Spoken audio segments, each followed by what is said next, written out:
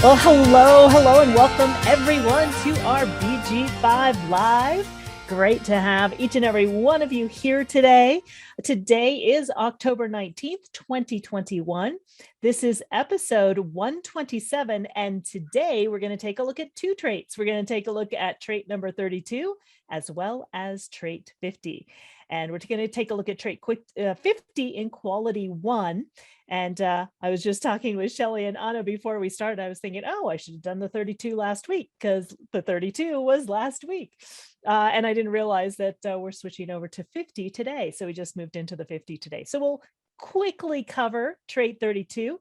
And what we're going to be taking a look at today is the value of historical continuity. So continuity also comes into play with the 50 as well. Although trait 32 is continuity, what we're going to take a look at is continuity and values. So values is in the 50. So before we jump in and get started, let's say hello to our panel. So Linda is away on holidays, so she should be having a great time. And with me, I have Anna and Shelly. So let's say hello to Shelly. Hey, Shelly, welcome. Good afternoon, everybody. Nice to be here. It's great to be looking at this trait 50 and 32 today. Excellent. Well, great to have you. Welcome, everyone. Yeah, great to have you here, Shelly and Anna. Hi, everyone. Welcome. Good to be here. Yes, great to have all of you. And I'm Karen Sherwood. And again, welcome to our BG5 Live. So let's take a look at what we've been looking at in October. Again, this is about what we need to survive, and it's facing our survival fears is what this month is all about. We took a look at, again, just kind of following through all of the traits of the survival instinct. Last week, we took a look at intuitive insight. Last week, we also moved into continuity, which is duration, also conservatism, which we'll talk about today. And then today, we currently are in values. It's the cauldron, it's the enforcer, it's guarding and maintaining the tribe. So we're going to take a look at that. And then next week, we'll take a look at the game player. All right. Again, so we can see that we still have, if we take a look, oh, I have the little numbers here. I forgot. I didn't fix that. There we go. 1, 2, 3, 4, 5, 6. Again, you'll also see the last one alerting in the 44. That's as we move into November. So again, the current environment still stays the same. We still have this machismo in the 34-3. We still have this contemplation and self-awareness in the 23. So we still have this definition of the 34-20. And I was talking about this in one of my classes earlier in the cycles course, that, you know, it's something to think about that we are in this background, this past and future direction of the 34-20, which creates a definition, right? This is an express builder definition. So every person born in these 3 months, while this is the background frequency, everyone is an express builder. So we have 3 months where only express builders are being born. I just find that a fascinating thing to contemplate. So with that, so that's our current environment. So that stays the same. That hasn't changed. So what I wanted to start with is I wanted to start with last week's theme. So again, we can always take a look at each of these traits and take a look at the background frequency also in retrospect as well, as far as what happened last week. So keep that in mind. Think of what you heard or what you experienced last week and put it into that context. Boy, my animation's doing really great right now. Trait 32 is start at the bottom and go up. Exactly. There we go. Yeah, that's the way power is shifting too, right? From the bottom up. Yeah.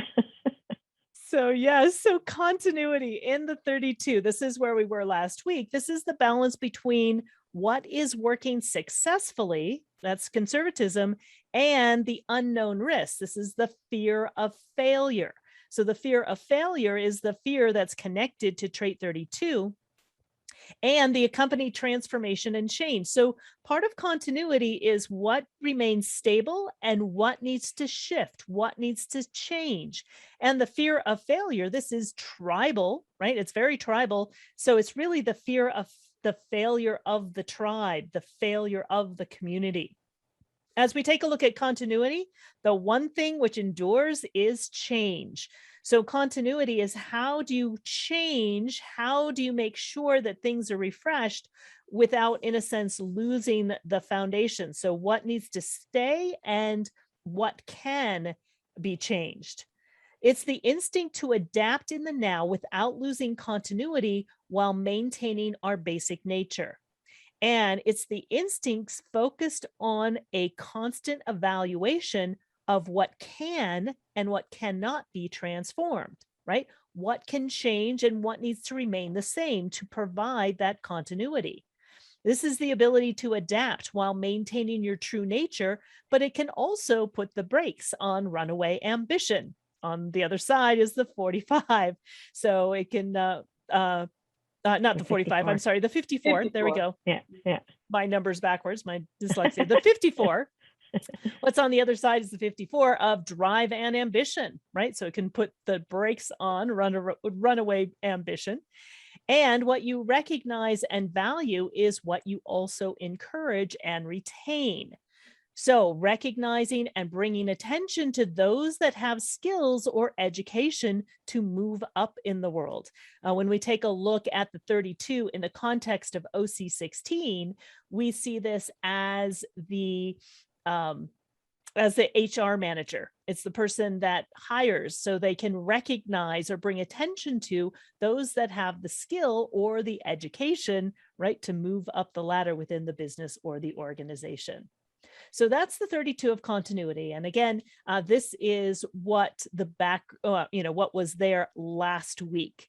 So I would love to hear from both Shelley as well as Anna, as far as your experience with the 32 or what you see or have experienced with the 32.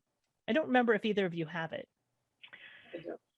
Yeah, I don't have it, but I have the 54. That's interesting. This is generally would be a shadow for me unless it's turned on by another background frequency or someone else. And when I think about it, in all of the work that I've done, part of what I've had to do is also find people to hire to work with me. And I have been able to do okay with that, even though I don't have it consistently. There have been great times when I have been able to find the correct people to work with to help me move my business along, or build a team that I needed to build to get some work done. And I recognize that sometimes I don't end up with the right people.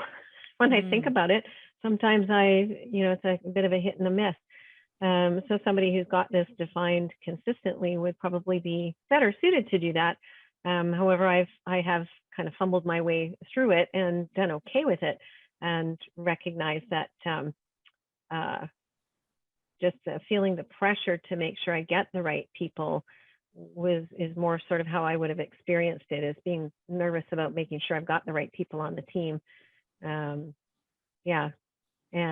really being, this is about the survival instincts too. So I've got the 44, which is the smell. This just sort of came to me, that it's about that and really tuning into my instincts to tell me whether or not I've got the right people for the team or not, as opposed to having any kind of other way of doing that. So yes. I feel a little nervous about it even. So I just, even talking about it, I recognize there's a bit of a nervousness around this whole trait. So, and yet I feel the pressure from the 54 to be able to do this kind of thing. Right, exactly. This is one of the interesting electromagnetics with the 54 on the other side, because in OC16, when we take a look at larger organizations, this particular connection also can sometimes be challenging as well. because it's actually in two different sort of separate power bases.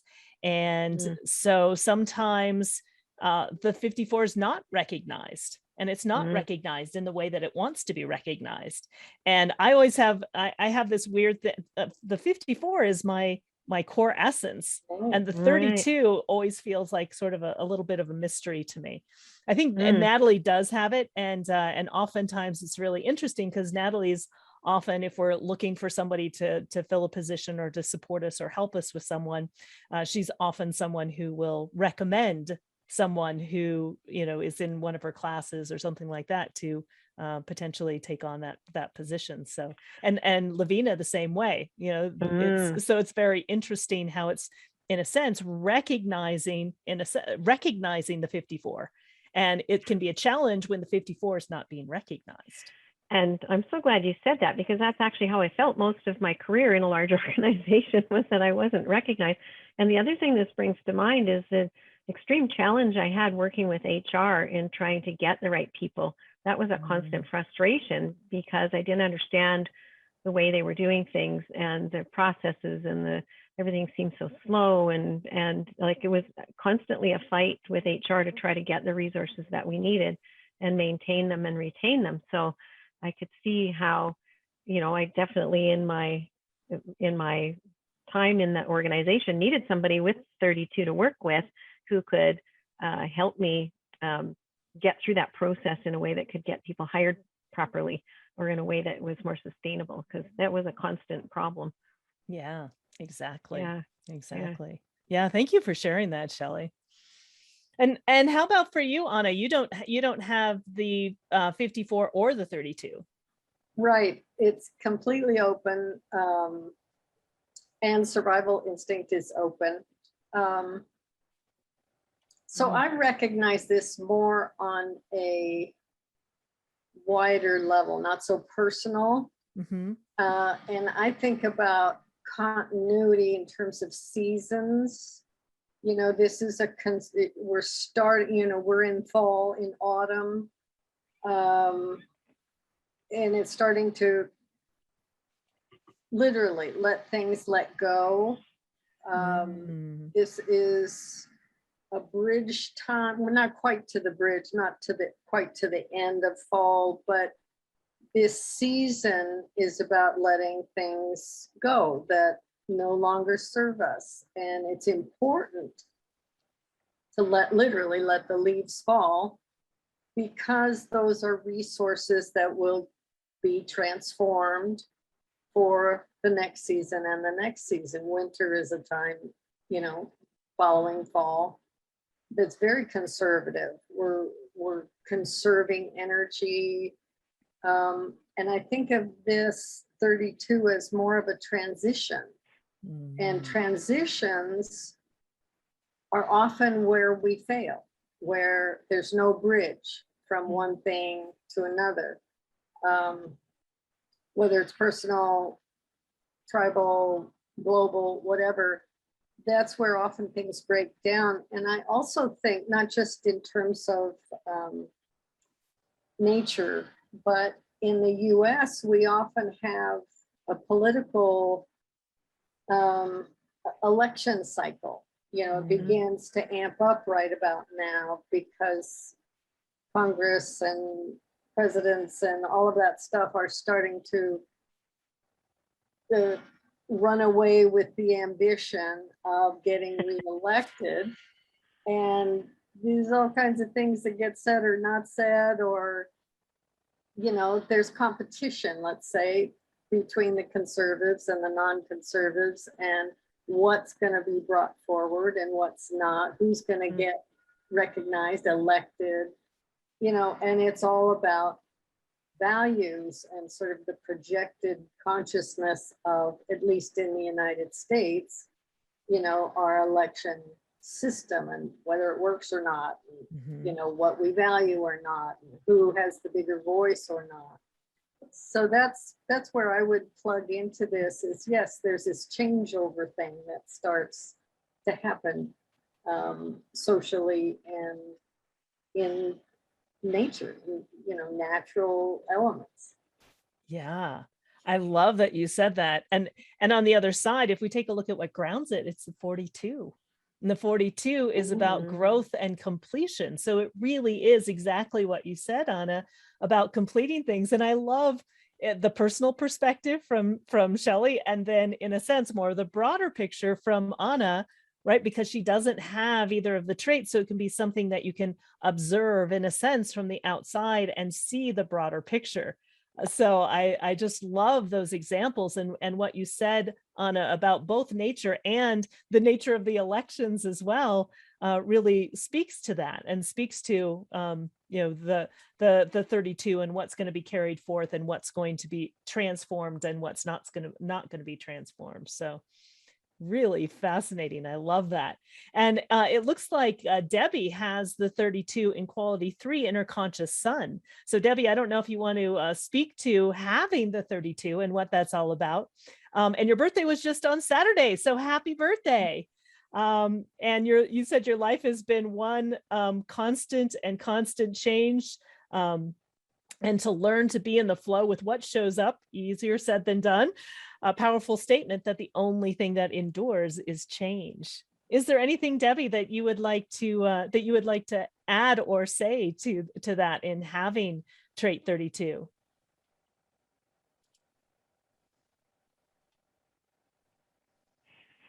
Hey, Karen. So I don't, it's like, what more do I have to say?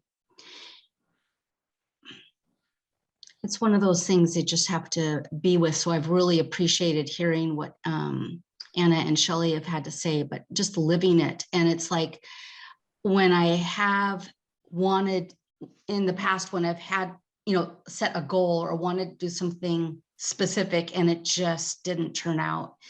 It just felt so frustrating. But what I've learned, especially through human design, is that that's just part of it. It's just learning to go with the flow of what shows up and not make a big deal about it. And just learn, because I also am an emotional innovator. So it's just not wanting to change it, but just letting it be, and just know that change is consistently and constantly on the, every day. It just occurs. Yeah, exactly. So, yeah.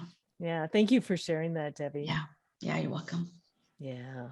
Oh, it just occurred to me, I'm speaking with a friend of mine, dear friend that I've known for decades.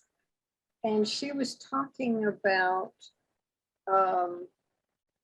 and I can't remember her chart right now, but she was talking about feeling very sad last week and not really having a reason per se. So we had this kind of ongoing conversation, and in a few days, she knows how to work through her own personal series of processes.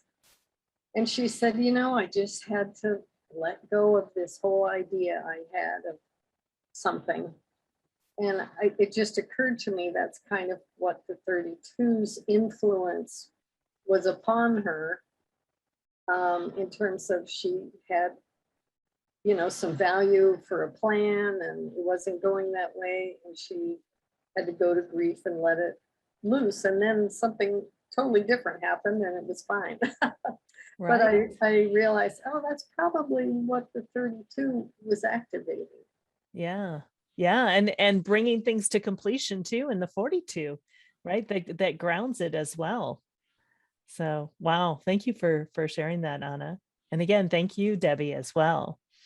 So we did this really briefly last week, but again, just kind of seeing within the context, the 32 is actually part of the current background frequency in the era of planning, actually the 32 in quality 1. It's the potential to develop the instinct through detailed attention to the process, right? So it was creativity through a detailed process. And again, last week we took a look at the 57. So we're really moving into this more creativity through intuition. So again, just kind of taking a look at the detail of what it is to survive versus this 57, which is very individual. Interesting that both of these are, again, in the survival instinct as well. So our survival instinct is moving from the 32 to the 57 and really trusting our instincts. All right, well, let's get to today. So let's take a look at today's theme. So today's theme is about values. This is trait 50. So it's the value of historical continuity whose traditional values serve to enrich the present and the future. This is tribal. So again, with it being tribal, there is valuing traditions. There is valuing how things have always worked, and enforcing that as well. So it's also about establishing the rules and laws for caring.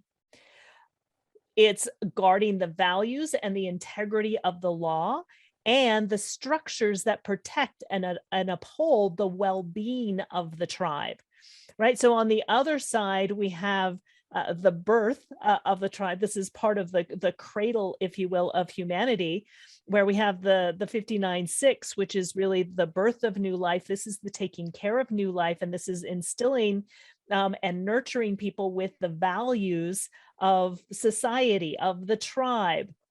What do individuals value? What do they not value?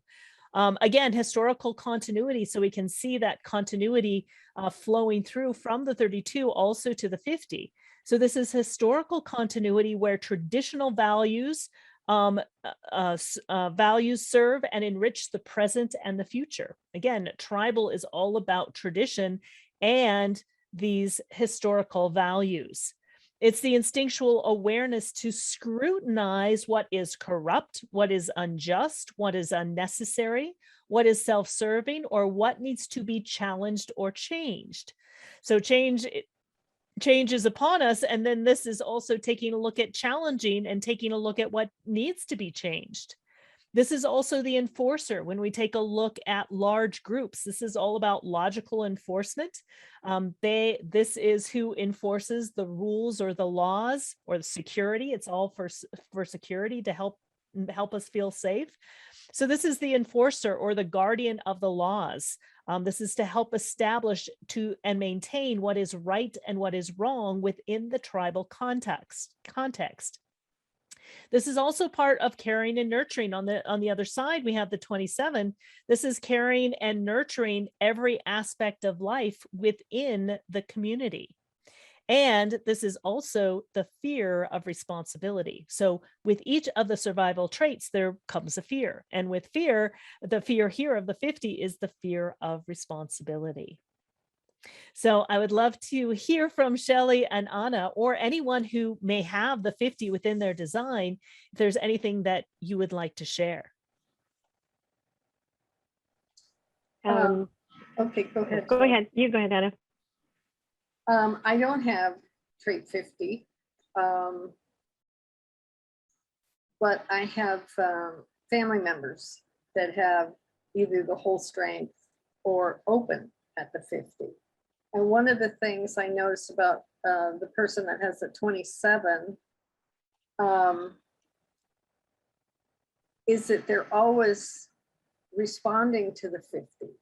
They're always taking too much responsibility, feeling guilty, feeling afraid, like if I don't help this person, it's very altruistic, if I don't come through for them, then something terrible is going to happen. And meanwhile, he's not real good at responding to his personal needs. So get really frustrated, right? Blah, blah, blah, this person betrayed me or whatever. So there's this shadowy response to the 50. And it's, we've addressed it. Let's say I bring in some information here and there. But I've just noticed that struggle because it's a very deep sense of value and caring, but with the open 50, it's sort of misplaced, or the the personal law gets violated because they're not, because it's in a shadow department. The other person, distant relative, has the full strength of 50/27 and is very, very concerned with community and very generous and very, a big player, and yet very strict on the law and, what's right and what's wrong. So that's another aspect of just having watched this person for many years. And then personally, because I don't have it, I noticed when my kids were in school, and I had a lot of conflict about the school system, the institution of school, even though personally I value education, I had a lot of conflict. My kids were not traditional school material. So I was always in and out of the principal's office and this and that. And there was a time with one of my kids, I realized traditional school is just not gonna work. It's just, those values I have to relinquish, that the school system was no longer working, was no longer actually a guardian of the education. So I had to sort of open up my own personal values for education and understand that the traditional education was not working, and I could not force my children to operate by those laws. They were trying to operate on an internal law, and I finally learned to accept that, and they were much better off when I accepted that. Yeah, really great sharing on it. And I saw Shelley giggling over here. Well, as you've you were literally talking. described my life, Anna. I have the 27 and not the 50. And so, I spent, until I learned about BG5, feeling responsible for every single person in the world and taking on way more responsibility and exhausting myself, burning myself out doing that. The interesting thing is my husband has the 50, so it's our electromagnetic connection, and it's what we've built our family around. Our oldest son has the entire strength, and so does his wife. And it's funny, he's a hockey player, and on his hockey team, he was the enforcer. He's the guy that enforces the rules of how to behave when you're on the team, and making sure that everybody stays tight knit and the tribe stays close together. And I can say that our life together, my husband and I, up until COVID times, we were the gathering place where everybody came to hang out. We often, and I was just saying this to my husband the other day, can you believe it's been like 2 years since we really had anybody over to our house, where previous we had 16 to 20 people coming to our house on a monthly basis for somebody's birthday, some other celebration, any kind of holiday. Everything we did is very family oriented. We collect people to add to our family. All of it is about taking care of people that we, not only our own family, but people that we've met along the way and scoop up into our family. So it's been it was so hard for me to unlearn what you were talking about, though, Anna, to let go of that shadow of feeling so hugely responsible for taking care of everyone, and always to my own detriment, because I wasn't taking care of myself at all, or I tried to, but it would be the afterthought. So to hear the way you describe it as somebody on the outside watching someone do that, actually makes me feel really good to have let go of it, to realize I didn't need to hang on to that feeling of being responsible for everybody. And this last couple of years in COVID has given me the opportunity to let go of that, to realize that I don't need to do that, and to get to a place where I feel just comfortable, becoming more of myself and taking care of myself, and that whole move towards becoming more of an individual and not feeling guilty about it. Like, oh my gosh, it took me so long to not feel guilty about doing that. But I'm finally in that place where I know how to take care of myself first, and then I can offer to help when I've got energy to do it instead of all of the time. So Yes. thanks for thanks for pointing that out. Yes, exactly. Exactly. And Debbie, it looks like you have trait 50 in the conscious and unconscious um what's hidden. So Yes, yes, I do. And how this shows up as you guys are speaking, I'm a chaplain for our community, for South County Fire. And as you brought this up, I'm going, oh, this is where this shows up. But what's so fascinating, and I also am a loss and grief coach. And so I see, there's so much I see that the world doesn't necessarily see. And that is and it's not spoken to, I just see it and I feel it. And it's the pain and the sadness that people are experiencing just in their lives. And it's just like, I so want to serve in a different way. So like, for example, as a chaplain, it's after the fact, it's after someone has died. And I want to add to that and care for before death, before there is loss, because I see it and I feel it, and I see it in the tribe, and I don't know how to say, I want to shake people and say, you guys, there's something here for you, and I want you to know it. I want you to be aware of it. So I love how this shows up. yes. So, You know, it's interesting as you're saying that, Debbie, as well, taking a look at what grounds the 50 is the 3, and the 3 is trouble at the beginning. So when it's interesting that we had this continuity, you know, we had the continuity, we had the change, we had the growth, wrapping things up. But as soon as you end something, right, you're beginning something new yes. based on new values, but there's often difficulty at the beginnings. It's Yes. difficult starting after you've let go of things, right? And the survival instinct is about letting go of what you need in order to survive. But sometimes starting something new, or starting at the beginning, or, you know, starting over, whatever that happens to be, sometimes it's not always easy. And that's what grounds it is the 3. So it's really fascinating that you said that. Yeah, exactly. And so, and you know, in what we're talking about also, you know, as you said, Debbie, you know, you work with people who are experiencing loss and grief, and we're in this time of October where things are starting to fade and things are starting to die and things are starting to pass away. We need to let go of things, which is the theme of the survival instinct, is also the shadow of it, not letting go of what you need to let go of.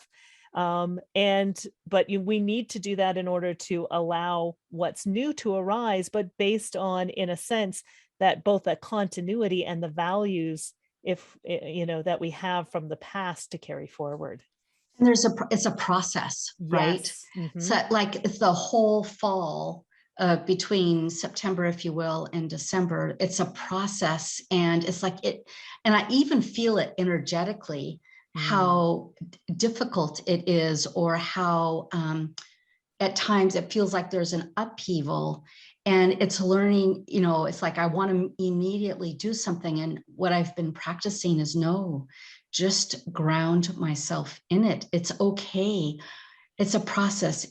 We will get through it. And when we can just be with the discomfort, it's so beautiful, because it just like, it fades. There's an allowing, if you will. It's really beautiful. And that's one thing I would love for people to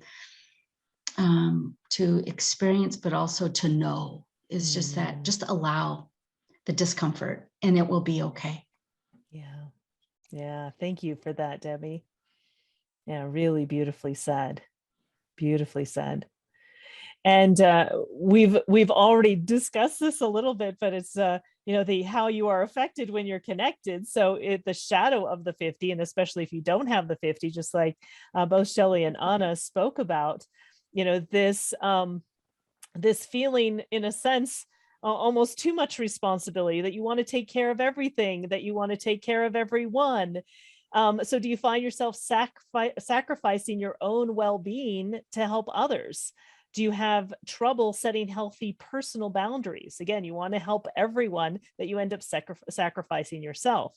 And does your desire to take care of others, with your desire to take care of others, do you feel like sometimes you get taken advantage of? Because, like, oh, well, she'll help us. Shelley will help us. Right. And then Shelley feels responsible for it, and then, ends up burning herself out. So the problem is, you have a deep desire to nurture and take care of others. However, you may lack the instincts and the values to set healthy boundaries around your natural impulse to care for others. So you can this can lead to others taking advantage of your caring nature, where you end up sacrificing your own well-being to take care of others. This can lead to burnout, or also a fear of responsibility, or again, getting overwhelmed by too much responsibility. So the solution, as Shelley was talking about with her husband, is you're designed to work in partnership with someone who has the instincts and the values to set healthy boundaries. You can provide the nurturing, and they can help enforce the laws and the rules to help you set boundaries. Together, you can create a healthy balance of nurturing yourself first, so that you have the energy and the ability to also nurture others.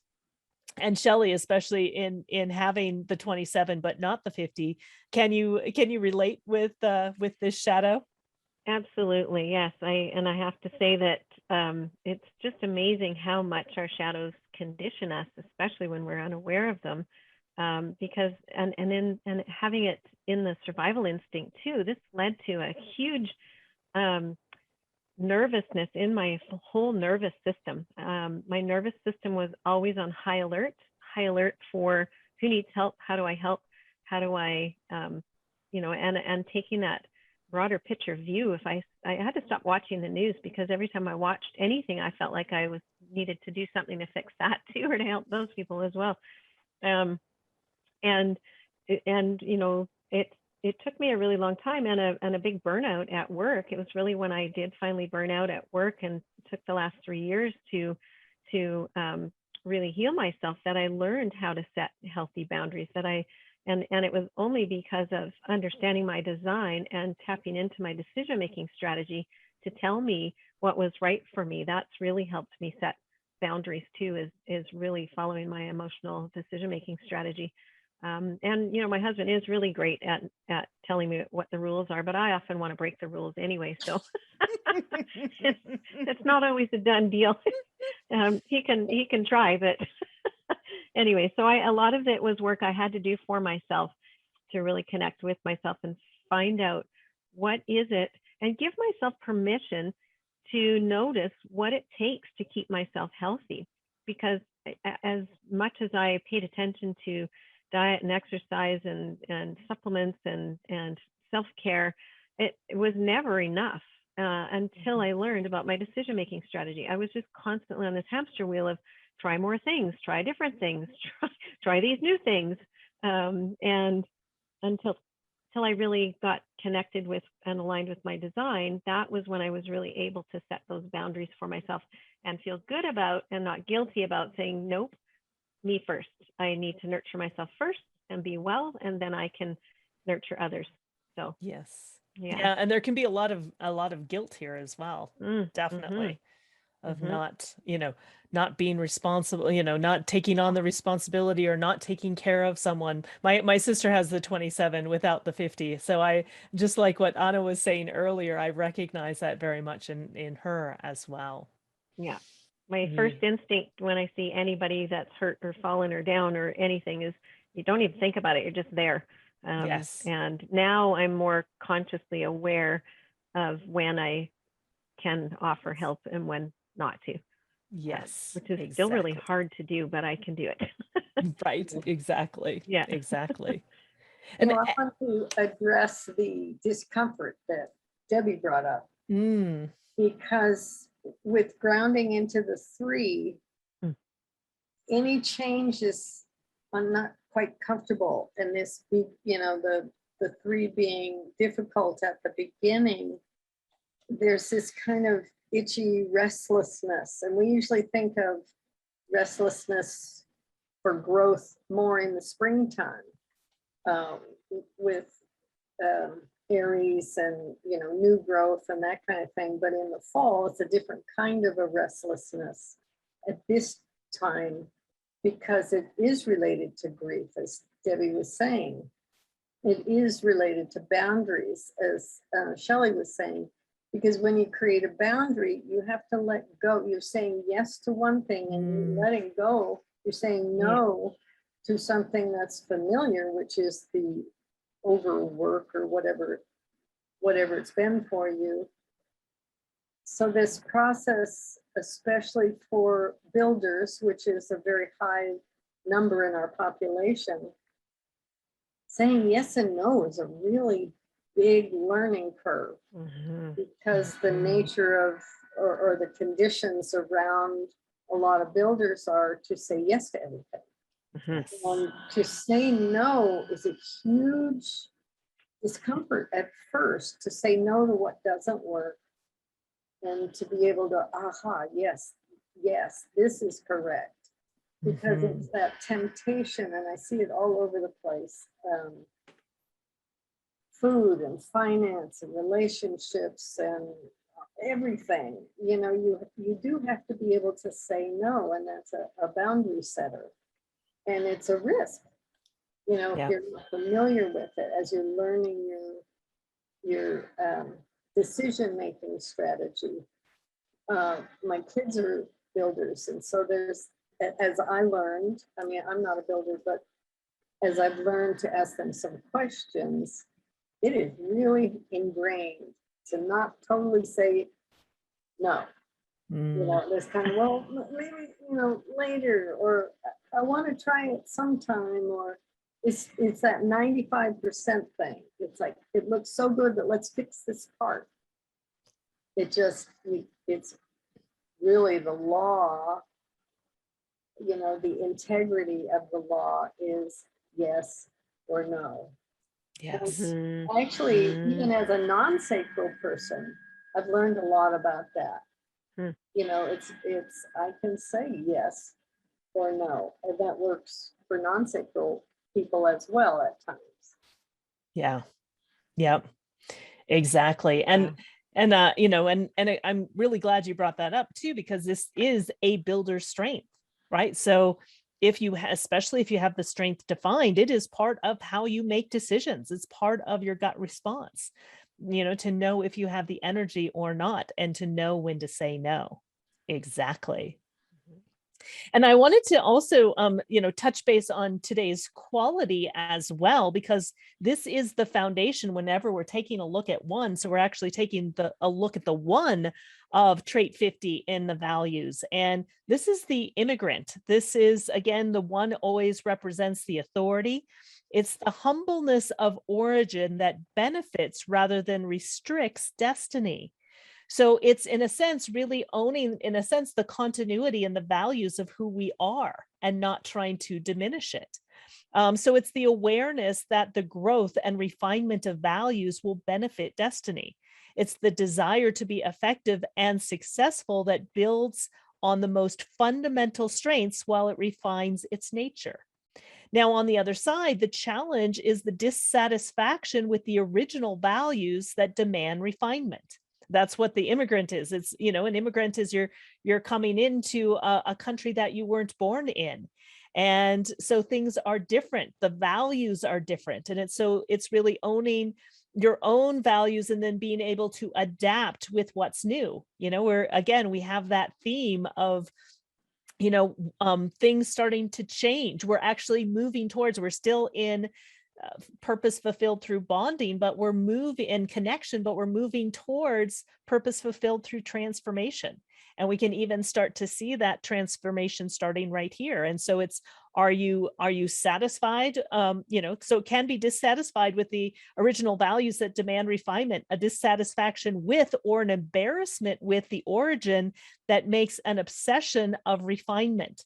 So for example, the immigrant that doesn't, changes their last name, or so wants to fit in, tries to eliminate whatever their background was, and get rid of, in a sense, their past values, in order to, because they're embarrassed of that, embarrassed about where they came from or what their background is, and again, that dissatisfaction with the original values that demand refinement. So are we satisfied with what that is, and we just refine? So this is tribal, so it's about refinement. It's not about something new. It's not about fixing or changing things. It's about refining things. And so it's that humbleness, again, that humbleness of origin that benefits rather than restricts destiny. I don't know, Anna or Shelley, if there's anything that you would like to add to that. Oh, can you hear me? Yes. Mm-hmm. Yes. Something that just keeps coming to me is, the 3 grounding the 50. I have the 3 and the 60. And part of what comes up for me is that chaos in the beginning of something new, where everything's new and confusing and it's chaotic and we don't quite know how to make sense of it yet.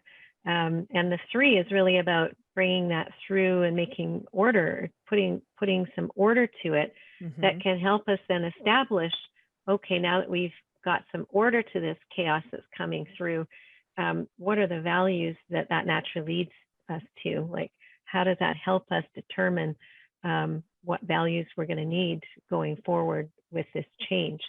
So that was just something that keeps bubbling there for me. So I thought I would mention that. Yeah, thank you for that, Shelley. Yeah, exactly. Anything for you, Anna? Well, I was thinking about the immigrant because at one point in my life, around 10 years ago, I pretty much broke up my whole infrastructure. I moved, I got a divorce, all this massive stuff. And I have the 3 as well.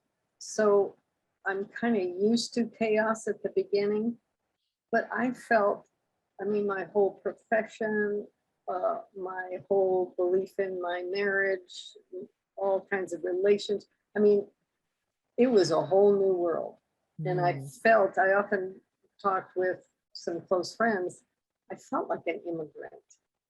Didn't speak the language per se, or everything was new.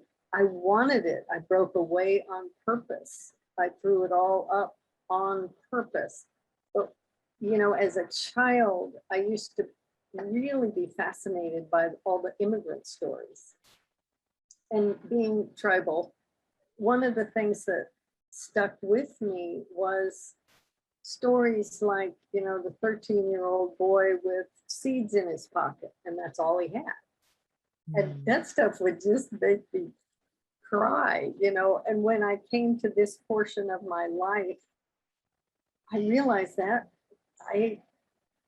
that story was actually very true for me at that time. 10 years ago, everything was new. All I had was the wisdom I'd gained and the new seeds, this 3 that was chaotic, but there was a natural order, that was emerging. And it took many years. There's still remnants of that process. But BG5, I came to actively participate in BG5 in the middle of that. And around 2015, something like that.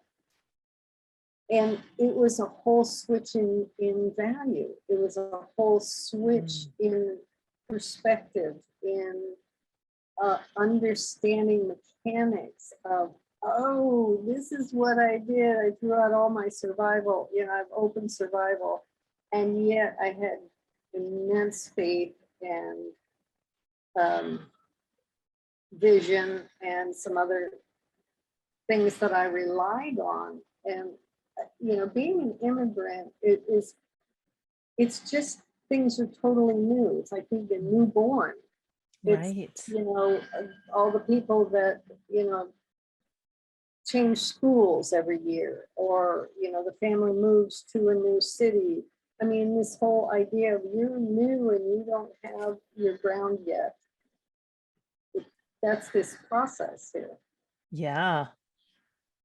Oh, I love that you shared that, Anna, because it really plays into exactly what we've been talking about, of that continuity of letting go of the past, but now you're in something new and it's brand new and you're still adapting and it's still uncomfortable, and you're not, you know, you're not sure where to go and you're just getting your grounding. Yeah, so I can really sense that in that transition from the 32 over to the 50. Wow. Yeah. Anything else, Shelley, you wanted to add? Oh, and just then naturally follows is reestablishing the values. What's important to us Right. now? What is it now that we're in this whole new space and everything's fresh? And, you know, I love bringing through new things too. I have that strength of innovation. And to me, that's always really exciting to start fresh with just a few seeds. It feels enlightening, kind of. It lightens me up to get to do that. And to be able to put the new thing in place and start to build what that's going to look like, and you know, how we're going to work with it, and what we value now that will emerge out of it as we put it together. And it's scary at the same time, but that's what makes it exciting, is that it's a fresh start. It's a way to start again, keeping the things we really liked and building a whole pile of new things that we'll like better. Yeah, I love that. Kind of, yeah. Yeah, beautiful.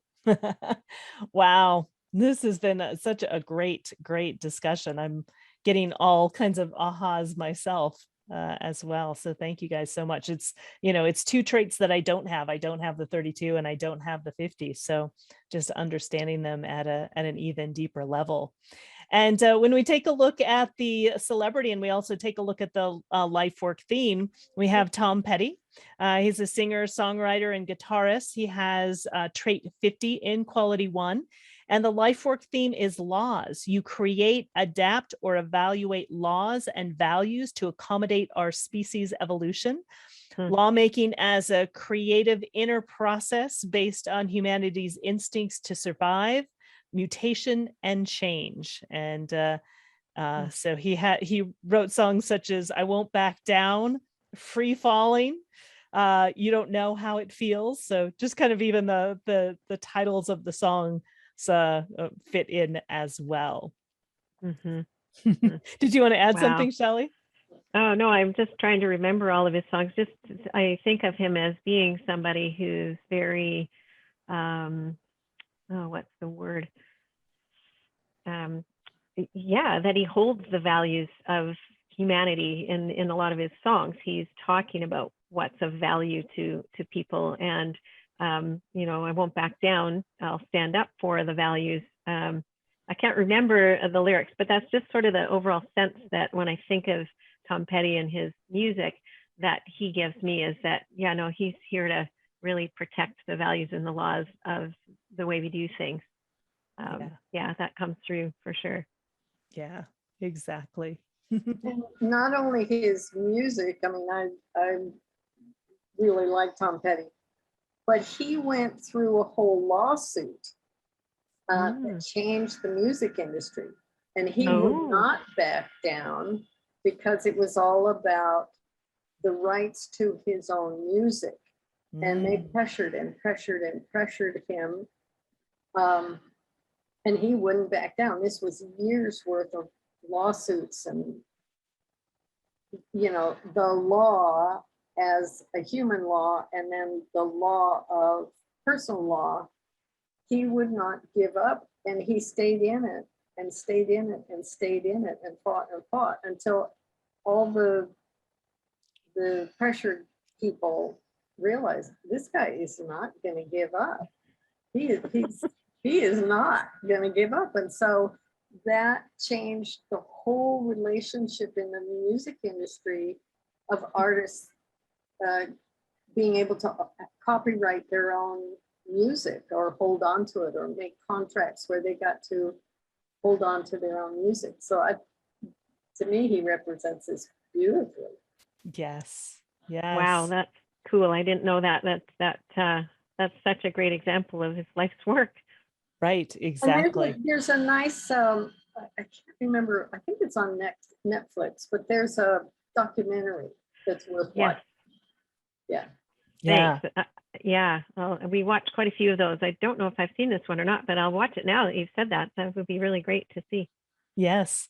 And taking a look at a documentary and while looking at somebody's chart too is also a really fascinating way to both learn about themselves, but also learn a little bit about their career design and their life work and all of those types of things as well. Beautiful. Thank you. All right. Well, let's wrap things up again. If you are new to BG5, you can download your free personalized chart at the BG5 Business Institute website. You can also take a look at what the trade is today in our BG5 Live or watch past episodes on YouTube or in our free resource library. And we have new classes that are starting in January. So I'd love to encourage you to check them out and join one of our classes in January. So this week we're going to be in Trait 50, right? We just have the foundation today. So what are some things for people to pay attention to with this upcoming week? Would you like to start, Anna? Yeah. I would recommend, or, what I'm going to muse on, observe, is about law. And where the structure of that law originates, whether it's imposed on us, conditioning, or whether it's a natural instinctive sense of what's correct or not. So that's what I would take away, is just observe your experience with that, what's enforced upon us or what's instinctively right and wrong. Yeah. Yeah, really great. Thank you, Anna. Wow, you've got me pondering already.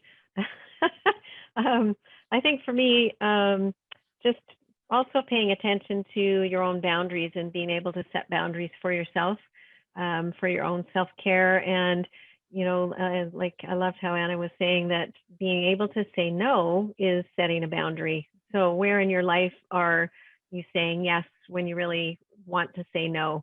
And really giving yourself permission to honor your own energy and your own self, and be really clear for yourself and everyone else. The thing that I found is I always was afraid to say no because I thought, oh, people won't like me, or they'll think I can't help, or I won't be available then, and I'll get excluded or rejected in some way. I think that's a lot of shadow talk that happens. My experience has been, though, that when I got really clear at being able to say no, it made it so much easier for people around me to know what I was doing and what they could do as a result of my decision to say no. So don't be afraid to say no because you think you're going to hurt someone's feelings. It's actually easier for them if you're clear. And Yes. that's been my experience of stepping into that and really owning it. And it's so much easier and better for my own energy and your own energy to do that, that then you can show up fully when you can say yes. You're saying yes with full strength and full energy, and you can really help out, and it'll regenerate you instead of burning you out. And then you can say no when you can't do that. So that's been a big lifelong learning. Yeah, that I'm so glad to have got to. Yeah. Yeah, brilliantly shared, Shelley. Thank you so very much. And again, it's in values. So also taking a look at your own values, just like Shelley said, what do you say yes to? What do you say no to? Like Anna said, taking a look at laws, and is it natural? Is it instinctive? Is it enforced? These are all things to look at during this week. So thank you, each and every one of you, for being here. It's been great spending this time with you, and we look forward to seeing you all next week. So thanks, everyone, and we'll see you next week. Bye-bye. Bye-bye.